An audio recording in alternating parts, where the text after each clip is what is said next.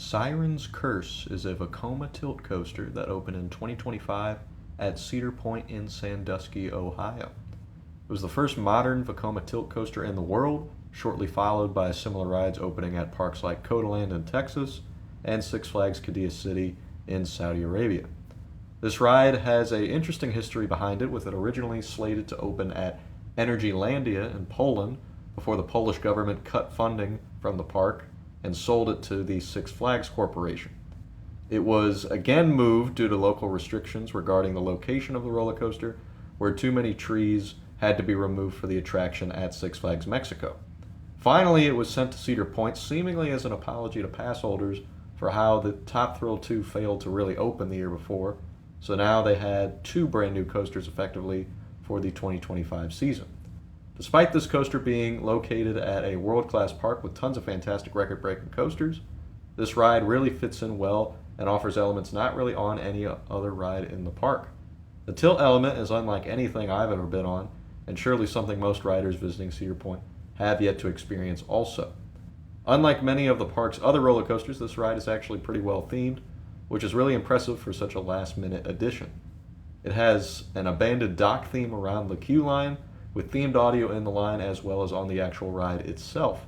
It's basically themed to sirens singing to sailors on the dock to entice them towards the water and then meet their doom, as the sirens say on the tilt track before you release. The restraints are pretty comfortable, vest restraints, which are pretty definitely needed when you're waiting for the tilt track to release you, but still give plenty of room for airtime during the rest of your ride. The ride also features double-sided lockers, since there is absolutely nothing allowed in your pockets on this ride. I think it's much better worked in than Steel Vengeance's lockers, so the queue line moves much more smoothly through that particular section.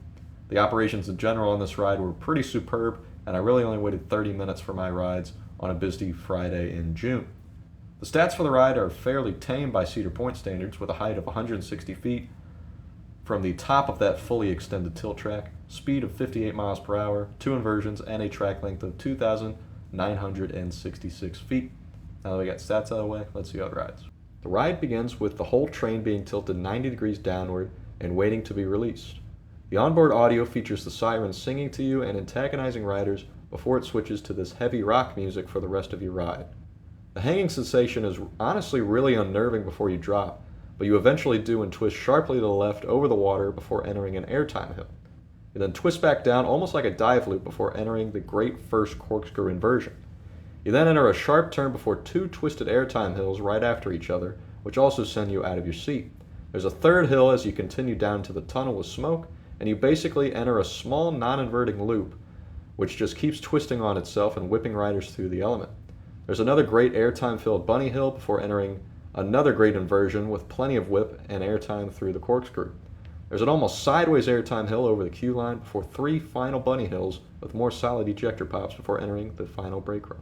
Overall, there's a lot to love about Siren's Curse, and maybe not for all the reasons you might immediately think. The tilt track is the signature element of the ride and something that everybody from off-ride stops and stares to look out from the plaza. It's really cool, but honestly one of the weaker parts of the ride for me. It is cool to sit in the back row and actually be lifted further in the air and get the full 160-foot drop, but the hanging sensation when you're waiting is honestly not the most pleasant thing in the world, and I'm glad this ride has vests for that reason. With that being said, literally everything else about this ride I absolutely love. The onboard audio adds so much to the enjoyment of this ride, and I hope Vekoma keeps having onboard audio on the rides because it really adds to the experience. The layout itself is also fantastic, and both versions absolutely hit, and honestly remind me a lot of the Mosasaurus roll on Velocicoaster, especially the second one, with how much you whip through them. This ride is also chock full of great airtime, and it's one of the smoothest coasters I've ever ridden.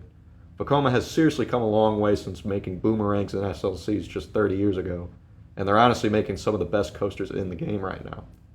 The ride is also not overly intense, so it's incredibly re-rideable, and due to the fantastic operations, that's fairly easy to do. I only have it as my 4th favorite in the park, but it's still in my top 10 in my overall rankings. To wrap up, you just got to get to Cedar Point to ride all their great coasters, but definitely make sure Siren's Curse is on your top priority list because it's 100% worth it. Be sure to subscribe for more content and be on the lookout for more coaster reviews and theme park videos in the near future.